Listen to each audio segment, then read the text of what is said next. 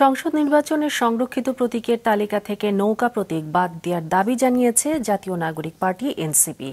সেই সাথে তাদেরকে শাপলা প্রতীক দিতে আবারও আহ্বান জানিয়েছে দলটি। প্রধান নির্বাচন কমিশনারের সাথে বৈঠক শেষে একথা বলেছেন দলটির নেতৃবৃন্দ। এনসিপির মুখ্য সমন্বয়ক নাসির উদ্দিন পাটোয়ারির নেতৃত্বে হাসনাত আবদুল্লাহ, সার্জিস আলম সহ 5 সদস্য সকালে প্রধান নির্বাচন কমিশনারের সাথে দেখা করতে আগারগাঁওয়ের নির্বাচন ভবনে যান। প্রায় 3 ঘন্টা পর বৈঠকে বিরতি দিয়ে নেতৃবৃন্দ কথা বলেন সাংবাদিকদের সাথে।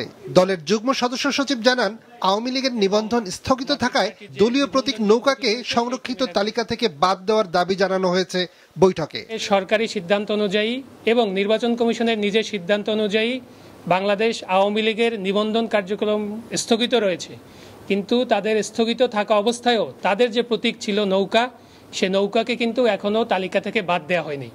তো আমরা এই বিষয়টি কমিশনের নজরে এনেছি যে আইনগতভাবে আপনারা নৌকাকে এই যে তালিকা, এই তালিকার ভিতরে রাখতে পারেন না।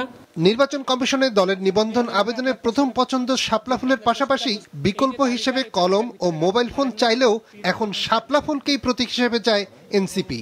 এই প্রতীকের সাথে রাষ্ট্রীয় প্রতীকের কোনো বিরোধ বা সম্পর্ক নেই বলে যুক্তি তুলে ধরেন নেতৃবৃন্দ।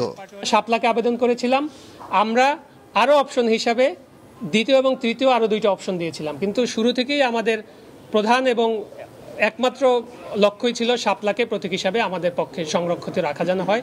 আমাদের শাপলার কোনো বিকল্প অপশন নাই, কারণ লিগ্যাল ওয়েতে আমরা দেখেছি আইনগতভাবে শাপলা পেতে আমাদের কোনো বাধা নেই। যদি বাধা দেওয়া হয় সেটা আমরা রাজনৈতিকভাবে লড়াই করব। নেতৃবৃন্দ আবারও নির্বাচন কমিশন পুনর্গঠনের দাবি করেন। নির্বাচনের আগে ইসি পুনর্গঠন করতে হবে, এটা স্ট্রেট ফরওয়ার্ড, এবং ইসি যেভাবে পুনর্গঠিত হয়েছিল সে আইনটারও পরিবর্তন করতে হবে এবং ঐক্যমত কমিশনের যে নতুন যে সিস্টেমগুলো আছে সেটা অনুযায়ী এই ইসিতে যারা সাংবিধানিক প্রতিষ্ঠান অনুযায়ী নিজের ভালো কাজের পরিচয় দিয়েছেন তাদেরকে রাখা যেতে পারে, কোনো ব্যক্তি আকারে নয়।